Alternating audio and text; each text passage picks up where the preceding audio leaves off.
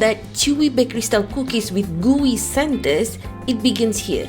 Melting the butter and mixing the dough just right.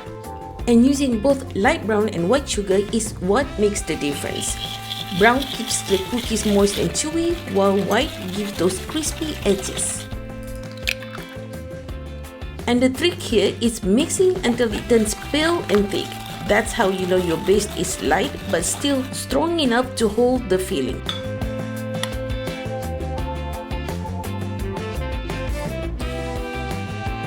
And the secret here is a touch of cornstarch.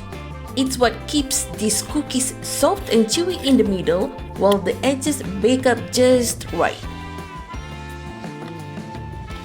Okay, now fold the dry mix in gently and stop as soon as you don't see flour anymore. That's the difference between chewy cookies and tough ones. Another tip for you is use a bar of baking chocolate instead of chips. It melts into glossy pools that makes every bite more indulgent.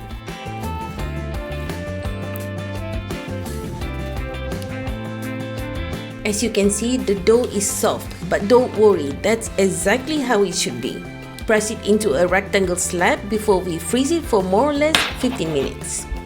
This makes portioning easier and helps the cookies bake evenly. We are making 14 cookies, but I'm cutting the slab into 28 pieces. That's because each cookie is built from 2 pieces of dough, one for the base and one for the top. Each piece should be around 30 grams, so together you get a 60-gram cookie. Keeping them the same size is how they bake evenly and still stay gooey in the center. Press each base into a shallow bowl. This makes space for the filling and keeps it from leaking out. Then, flatten the rest into thin caps. This will seal the Nutella inside. We froze the Nutella earlier so it stays solid while shaping. This way it melts only when it bakes, giving you a gooey center instead of a mess. Cover with a cap and press gently to seal.